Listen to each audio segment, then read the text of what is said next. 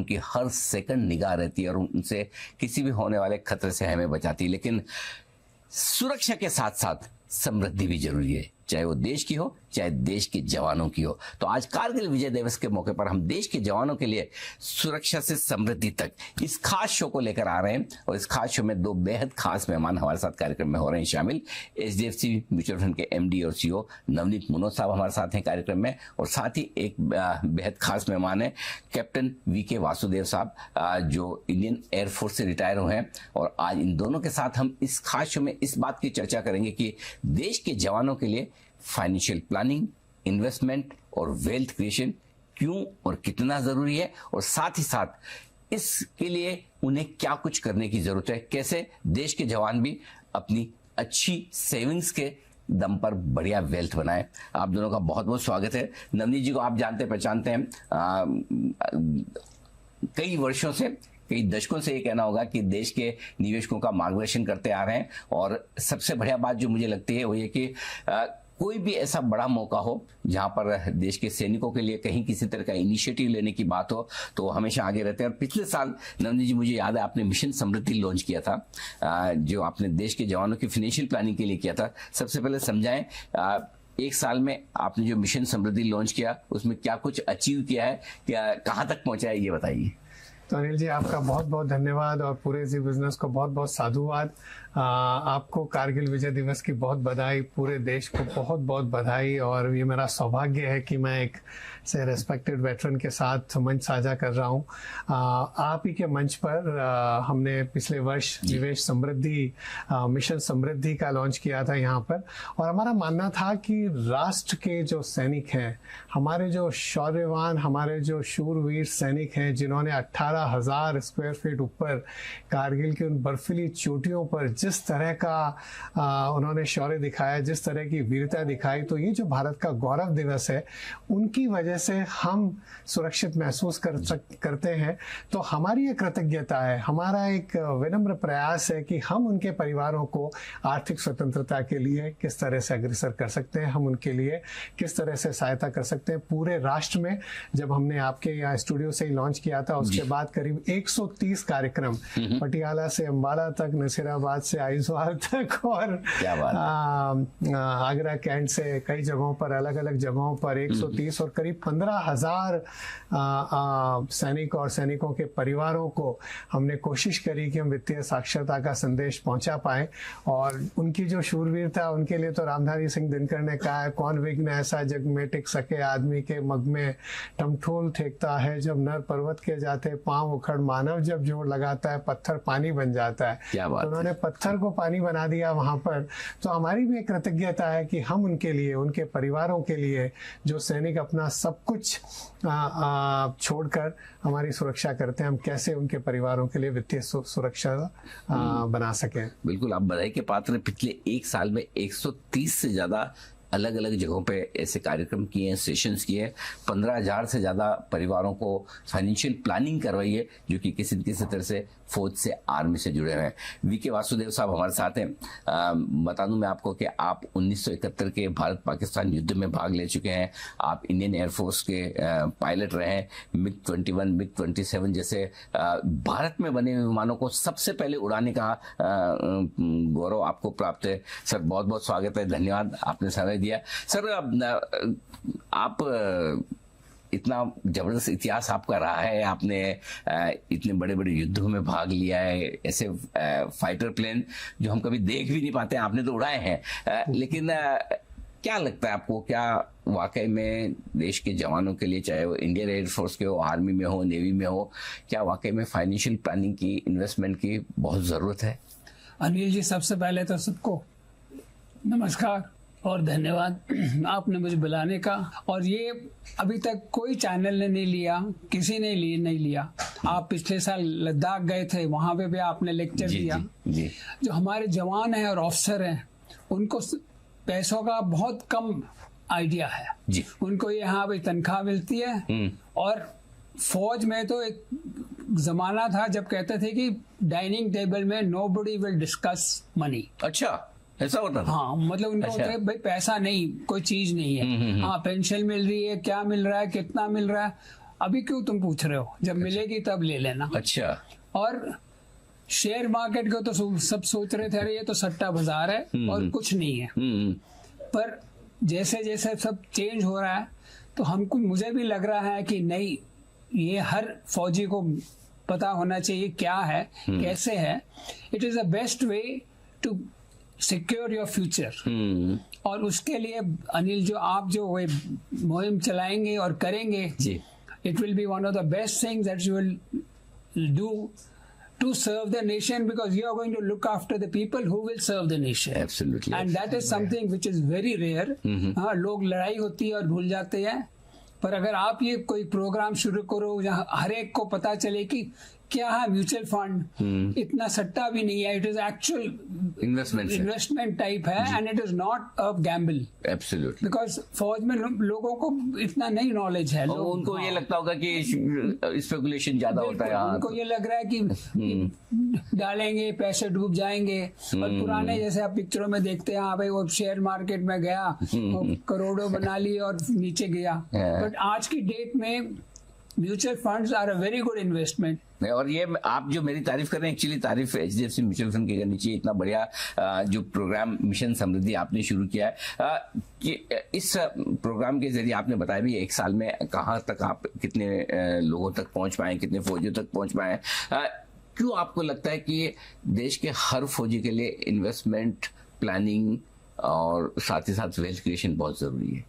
वो बहुत ज़रूरी है, क्योंकि जब जैसा सर ने बताया कि वो जब अपनी सेवा में लगे हुए हैं, अलग अलग जगहों पर उनकी पोस्टिंग रहती है। वो आज सियाचिन में है, कल सिक्किम में है, परसों कहीं और पर जगहों पर है, और उनकी जो सेवाएं हैं उस समय पर उन्हें धन का क्या होगा, उनकी रिटायरमेंट का क्या होगा, उनके बच्चों की आगे पढ़ाई के लिए पैसा कैसे बनेगा, सरकार की तरफ से जो भी तनख्वाह है, उनकी जो भी पेंशन है और सुविधाएं हैं, लेकिन साथ में ही वो उनकी जो कमाई है, उस कमाई को आगे जाकर के किस तरह से समृद्धि बनाई जा सकती है, उस पैसे को जैसे हमारी भाषा में कहते हैं हम किस तरह से कंपाउंड कर सकें, वो बहुत ज्यादा आवश्यक है।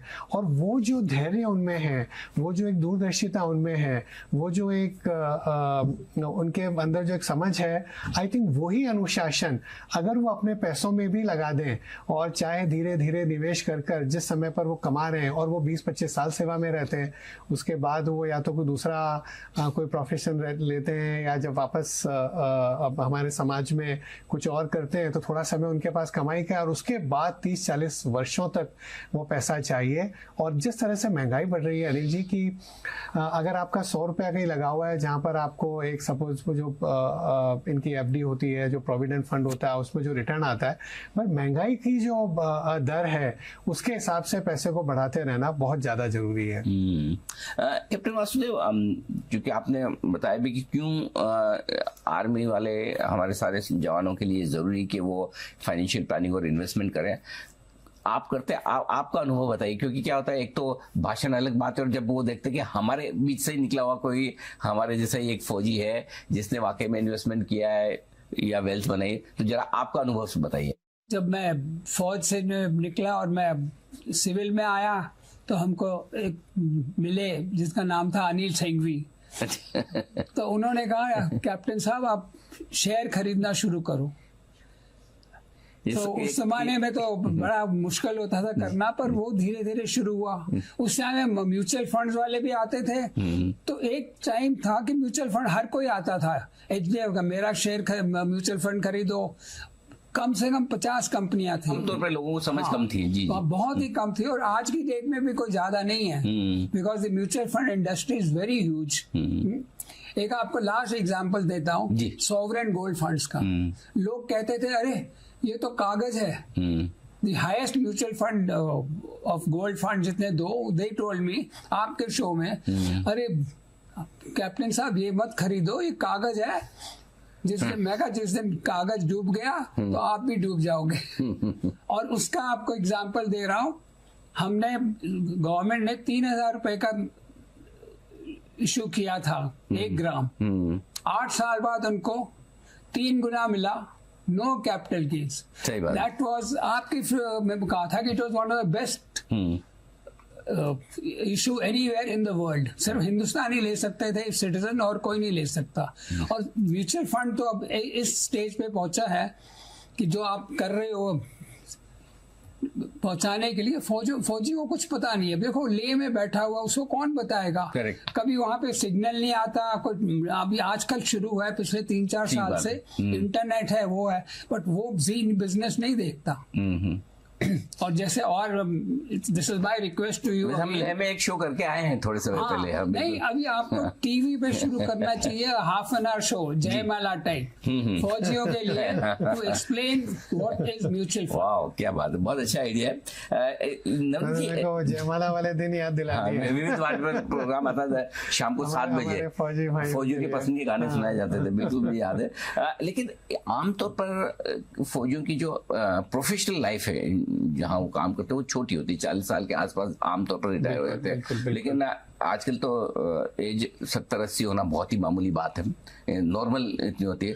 40 साल तक काम करना है, 40 साल फिर उसके बाद, इसलिए उनके लिए वेल्थ क्रिएशन और कितना इम्पोर्टेंट, बहुत ज्यादा जरूरी हो जाता है। अनिल जी, आपने सही कहा कि वो जो 20 साल है जब वो सेवा में है, और उस समय चाहे उनके जीवन का एक अनुशासन है, क्योंकि उनकी एक सेवा भावना है, तो उनके जो अननेसेसरी के खर्चे नहीं होते हैं, तो उस पैसे को जो बचाया जाता है, अगर उसको नियमित रूप से निवेश किया जाए, अगर उसको एक अनुशासित रूप से निवेश किया जाए, तो वो पैसा 20-25 सालों में धीरे धीरे बहुत बढ़ सकता है। और जब वो रिटायर हो रहे हैं और उसके बाद भी अगर कोई कमाई है, तो उसको भी हाइब्रिड फंड्स वगैरह के जरिए 10-15 साल के लिए अगर और बढ़ाया जा सके, तो बाद में जब रिटायरमेंट में उन्हें पैसा चाहिए 20-30-40 साल तक के लिए, चाहे अपने बच्चों की पढ़ाई के लिए हो या अपने रिटायरमेंट के लिए हो, उस पैसे को धीरे धीरे यूज किया जा सकता है। तो एक सिस्टमेटिक विड्रॉवल प्लान होता है, जो आप जब रिटायर हो रहे हो, जब आपको महीने का खर्चा चाहिए, तो एक पैसा आपका जो लगा हुआ है, उसको धीरे धीरे हर महीने कुछ पैसा जितनी जरूरत है उतना निकाल सकते हैं, और बाकी का पैसा फिर भी उनमें वृद्धि होती रहती है। और जैसा अभी कैप्टन सर भी बता रहे थे कि भाई आप ऐसे दूर दराज के इलाकों में तैनात हैं जहाँ इंटरनेट है नहीं है, कनेक्टिविटी है नहीं है, और हो तो भी वो ऐसे सेवा भाव में रहते हैं। उनको देश की सुरक्षा का ही अपने पैसे से ज्यादा उनको तो देश की पड़ी, वो ऐसी वाली सही बात है अनिल जी। तो उस समय पर उनको बाजार देखना, उनके लिए वो उतार चढ़ाव देखना, वो बहुत मुश्किल है। इसीलिए जो एक SIP का जरिया है कि आप धीरे धीरे अनुशासित रूप से अपने आप होता रहेगा, और जब आपने एक बार बैंक में मैंडेट दे दिया, तो आप चाहे कहीं पर भी हैं, कनेक्टेड है या नहीं है, तो आपकी जो तनख्वाह आ रही है उसमें से वो पैसा कटता जा रहा है, और वो फंड में धीरे धीरे बढ़ता रहेगा, तो वो बहुत अच्छा रहता है। यही फर्क है सिविलियंस में और फौजियों में। हमें सिविलियंस को आमतौर पर पैसे की ज्यादा पड़ी है देश से ज्यादा, और फौजियों को देश की ज्यादा क्योंकि वो फौजी हैं जो खड़े हैं हमारे लिए। तो यही हमारी एक कृतज्ञता है, यही पूरे राष्ट्र का मुझे कहना चाहिए कि ये जो हमारा ऋण है, ये मिशन समृद्धि के जरिए हम थोड़ा सा उस ऋण को कहीं न कहीं वापस चुकाए। वो पूरा ऋण तो कभी भी नहीं चुकाया जा सकता है। आमतौर पर जैसा भी कहा भी, जनरली डिफेंस पर्सनल जितने भी हैं उनको समझ कम होती, तो FD में पैसा डाल दिया, या फिर बैंक डिपॉजिट पड़ा है, या फिर उनके defence service officers provident fund अलग से होता है, DSOP भी होता है। ठीक है, थोड़ा बहुत पैसा वो वहाँ डाले, एक अलग बात है, लेकिन क्या वाकई में इससे हटकर एक प्रॉपर स्ट्रक्चर्ड पोर्टफोलियो बनाने की जरूरत है, जिसमें इक्विटी भी हो और बाकी दूसरे एसेट्स भी हो? नहीं, DSOP है, डिपॉजिट्स है, तो उसमें एक निश्चितता है, उसमें एक सुरक्षा है, और जैसा आपने कहा कि वो वही निवेश करते हैं ज़्यादातर, पर कहीं ना कहीं रकम ऐसी जगह होनी चाहिए जहाँ पर वो बढ़ती हुई महंगाई को बीट कर पाए। बढ़ती हुई महंगाई का मतलब, महंगाई की दर भारत में बहुत कम हो गई है, जो 80 के दशक में, 90 के दशक में, 2010 के दशक में थी, वहां से कम हो गई है। लेकिन सपोज आज आपके पास 100 रुपया है और 4% भी महंगाई है, तो अगले साल आपका 100 रुपए की कीमत 96 रुपए रह गई, 96 वाला फिर 91-92 रुपए रह गया, फिर उसकी कीमत जो अंदरूनी कीमत है वो तो कम धीरे धीरे होती गई, वैल्यू कम होती गई। तो एक ऐसा इंस्ट्रूमेंट चाहिए जो आपको ऐसा रिटर्न दे सके जहां पर आपकी जो उसकी क्रय शक्ति है, जो उसकी परचेजिंग पावर है, वो परचेजिंग पावर कम नहीं हो। तो उसके लिए कुछ आपको ऐसे इंस्ट्रूमेंट चाहिए। अब जब आपको वहां ज्यादा रिटर्न आ रहा है तो कोई कारण है, और वो कारण है उसमें वॉलेटिलिटी है, कभी बाजार ऊपर होता है, कभी बाजार नीचे होता है। लेकिन अगर आपने एक नियमितता से निवेश कर दिया, हर महीने जब निवेश कर रहे हैं, तो बाजार की जो उतार चढ़ाव है, बाजार की जो गड़बड़ है, वो आपको धीरे धीरे कहीं फायदा देती है, नुकसान नहीं नहीं देती है, क्योंकि आप लंबे समय के लिए निवेश कर रहे हैं और अनुशासन से कर रहे लेकिन हैं। आपको लगता है फिर इस लिहाज से तो क्या जितने भी फौजी हैं वो ज्यादा बेहतर इन्वेस्टर हो सकते हैं, क्योंकि एक बिल्कुल हो डिसिप्लिन तो सकते हैं, सबसे ज्यादा उनको क्योंकि सिखाया जाता है, अनुशासन तो उनके और रिस्क लेने की ताकत भी रिस्क लेने की ताकत है, जो अपना पूरा जीवन ही लगा रहे हैं। लगा रहे हैं देश के लिए, राष्ट्र के लिए। तो वो तो बिल्कुल उनमें वो भी है, और उनमें एक दूरदर्शिता भी है। कारगिल की लड़ाई भी करीब कितने 2.5-3 महीने करीब चली थी। मई में चालू हुई और 26 जुलाई को विजय दिवस हुआ, राइट। तो हर चीज को बहुत सोच समझ कर उन्हें करना होता है, बहुत धैर्य होता है, बहुत साहस भी है, लेकिन बहुत धैर्य भी है, बहुत सूझबूझ भी है। तो जितनी क्वालिटीज हैं एक अच्छा निवेशक बनने के लिए, वो सारी कूट कर भरी हुई है। बस यही है कि वो समय नहीं दे पाते हैं, और जैसा विंग कमांडर सर ने कहा कि वो सोचते ही नहीं है उसके बारे में, पर हमें उनके परिवार के लिए सोचना है। वो चाहे सोचे या नहीं सोचे, उनके परिवार पर हमारा ऋण है कि उन्होंने अपने बेटे को, उन्होंने अपनी बेटी को राष्ट्र को समर्पित किया है। तो हम क्या कर सकते हैं कि हम उसकी वित्तीय सुरक्षा उसको हम अच्छे से बना सकें। कैप्टन वासुदेव, आपने कहा कि आपने एक्टिवली इन्वेस्टमेंट तो रिटायर होने के बाद शुरू किया है, और ठीक है, एक अच्छी बात है, लेकिन क्या वाकई में रिटायरमेंट का इंतजार किए बगैर पहले से जब सेवा में है तभी से हमारे जितने जवान हैं उन्हें ये शुरुआत कर देनी चाहिए? आज की डेट में कर सकते हैं। Forum, no other news channel has even spoken about फौजी। हाँ, लड़ाई होती है, रोज वो करते हैं, ठीक बात। But there is one organisation which at 11 o'clock stands up and says we salute. तो हर फौजी को लगता है यार ये चैनल है, we should go and see it. फौजी बड़े सिंपल है, गांव के लोग होते हैं। लिटरली मैं बताता हूँ, जो फौजी देखोगे ना, जी सिंप्लिसिटीज है। आज की डेट में भी आप जहां मर्जी मैं चले जाऊं, जहां पर उनको पता लगे मैं फौज का हूं, वो अलग रेस्पेक्ट हाँ, आता है। बिल्कुल अलग रेफरेंस है। पंजाब की मैं आपको एक स्टोरी सुनाता हूँ। माय फादर हैड डाइड, सो मुझे एक सर्टिफिकेट लेना था, क्या वो डेथ सर्टिफिकेट। तो लाइन में कोई 16 जने खड़े थे, मैं 17 खड़ा, आई वाज इन यूनिफॉर्म। तो आगे वाला बंदा कहता है, बाऊ तो आगे जा, आप आगे जाइए, आप लाइन में नहीं खड़े रहोगे। और पंजाब ऐसी जगह है जहाँ पे हर घर में एक फौजी है। ठीक बात है। But that is the respect you get there, and the same respect is given by all the countries. So people respect the Faujis, but that thing has come and told to them. एक चीज और मैं कहना चाहता हूँ, आजकल जैसे digital platforms होने की वजह से, सोशल मीडिया होने की वजह से सारे लोगों में अवेयरनेस फैली है। फौजियों तक भी काफ़ी चीज़ जब पहुंच जाती है कि भाई इन्वेस्टमेंट कैसे करना है, लेकिन इसके साथ एक बड़ी समस्या हो रहा है, वो फ्रॉड्स की भी है। डिजिटल फ्रॉड्स भी बहुत होने लगे हैं। अब किसी ट्रेजिडी के वक्त अगर फौजी के परिवार को बड़ा पैसा मिलता है, लेकिन कई बार वो या तो गलत एडवाइस का शिकार हो जाते हैं या फिर डिजिटल फ्रॉड का शिकार हो जाता है, उससे कैसे बच सकते हैं? उस दिशा में आप किस तरह का काम कर रहे हैं? नहीं, बहुत अच्छी और बहुत ज़रूरी बात बोली आपने कि जिस तरह से इंफॉर्मेशन ज़्यादा मिलने लग गई है, जिस तरह से ईज ऑफ डूइंग बिजनेस हो गया है कि आपको डिजिटल के जरिए चाहे आपकी बैंकिंग हो, इन्वेस्टमेंट्स हो, हर चीज़ मिलती जाती है, तो कहीं ना कहीं प्रोबेबिलिटी ऑफ ये फ्रॉड भी कहीं ना कहीं थोड़ा सा बढ़ जाता है। तो उसमें बहुत जागरूक रहने की ज़रूरत है, बहुत विजिलेंट रहने की ज़रूरत है। और जब आप किसी दूसरे से सलाह भी ले रहे हैं, जैसा सर ने कहा पहले, आपने भी कहा, तो वो देखिए कि सेबी रजिस्टर इंटरमीडियरी है कि नहीं है, क्या वो सही सलाहकार है कि नहीं है। कई बार ऐसा होता है परिवार के पास जब एक मुश्त रकम आती है तो परिवार वालों को बहुत सारे लोग आ जाते हैं कि आप ये ले लीजिए, ये खरीद लीजिए, यहाँ पैसा दुगुना हो जाएगा, ये प्लॉट ले लीजिए, या इस जगह पर ऐसी स्कीम में कैसा लगा दीजिए। तो उस समय पर बहुत सतर्क रहना चाहिए, बहुत ध्यान रखना चाहिए, सब देखना चाहिए कि उनके जितने भी पेपर्स हैं, चाहे KYC हो, उनका नॉमिनेशन हो, बराबर हर चीज़ किसी न किसी अच्छे सलाहकार को रखकर पूरा ध्यान देना चाहिए, क्योंकि आज के समय। और दूसरी चीज, जैसा आपने कहा कि इंफॉर्मेशन बढ़ गई है, तो इंफॉर्मेशन आप दिन भर देख रहे हैं, अरे ये शेयर बढ़ रहा है, यहाँ पर ऐसा पैसा बन गया, उसमें कई बार गलती भी हो जाएगी, क्योंकि आप तो सीमा पर हैं, आप तो देश के लिए समर्पित हैं। और अगर आपने थोड़ा सा देख करके कुछ ले लिया और बाद में बाजार में कुछ भी और भी हो सकता है, तो वो सतर्कता की भी बहुत ज्यादा जरूरत है। बिल्कुल। अब मैं आपको बताऊं, मैं इतना ट्रैवल करता हूं और हर एयरपोर्ट पे कोई न कोई CISF का जवान मुझे मिलेगा ही। लेकिन जो 5-7 साल पहले होता था, अब में एक बड़ा फर्क है। 5-7 साल पहले वो हमेशा किसी न किसी शेयर के बारे में पूछेंगे, अब ये पूछते हैं सर बेटे के लिए क्या इन्वेस्ट करना है, बच्चों के लिए क्या। ये भी अपने आप में एक नोबल थॉट है कि हाँ, वाकई में देश की डिफेंस कंपनी में भी निवेश करना चाहिए। क्योंकि आमतौर पर जैसा होता है, डॉक्टर को समझ फार्मा की होती है और डॉक्टर को लगता है अच्छा इस फार्मा कंपनी की दवाई मैं लिखता हूँ तो मुझे आइडिया है, या ये हॉस्पिटल वाला स्टॉक बढ़िया है तो वो सीधा उसमें पैसा डालते हैं। ऐसे ही हर एक फील्ड वाले लोग अपने अपनी फील्ड की समझ के हिसाब से डालते हैं। नवनीत जी और कैप्टन वासुदेव सर, आप दोनों का बहुत बहुत धन्यवाद। समय दिया, अपने स्टूडियो में आए और साथ ही इस विशेष शो में सुरक्षा से समृद्धि तक कारगिल विजय दिवस के उपलक्ष्य में जो हमारा विशेष शो है, स्पेशल शो है, इसमें आपने भाग दिया। Thank you so much sir.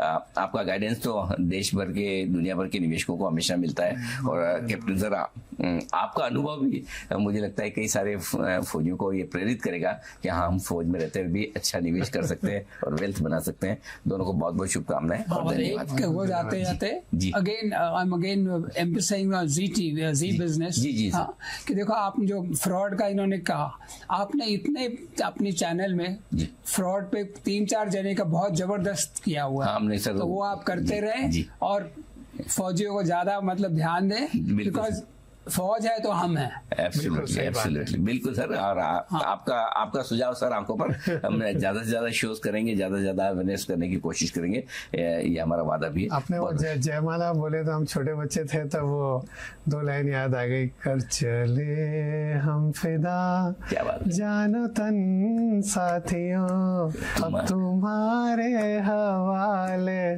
वतन साथियों। तो ये सब सुन के हमारा बचपन बड़ा। और नवनीत जी बहुत अच्छा गाते भी हैं, ये आपने एक नमूना इस वक्त देखा भी।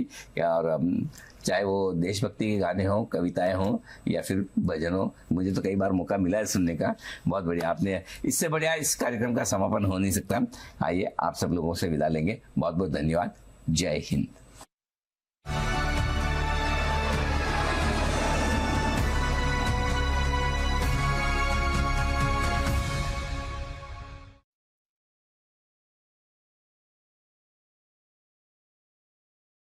म्यूचुअल फंड निवेश बाजार के जोखिमों के अधीन है। योजना से जुड़े सभी दस्तावेजों को ध्यान से पढ़ें।